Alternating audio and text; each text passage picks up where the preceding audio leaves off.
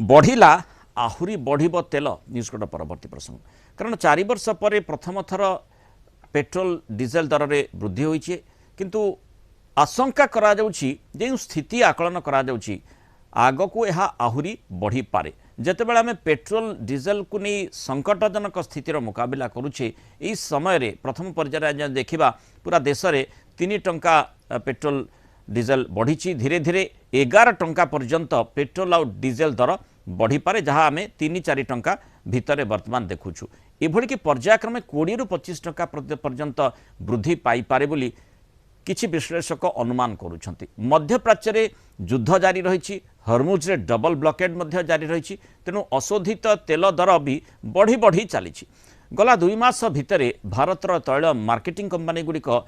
प्रत्येक दिन प्राय 1000 कोटी टंका हराउछंती बोली कहउछंती किंतु पेट्रोल पंप रे मूल्य स्थिर रहिथिला आ एई क्षति को अधिक समय धरी रखिबा संभवपर नुहे जहाँ फल तैल दर वृद्धि होइथिबा जुक्ति दर्शा जाइछि। एबे 3-4 टंका वृद्धि केवल आरंभ मात्र धीरे धीरे पर्यायक्रमे यह आहुरी मध्य बढ़ी जाई पारे जार मात्रा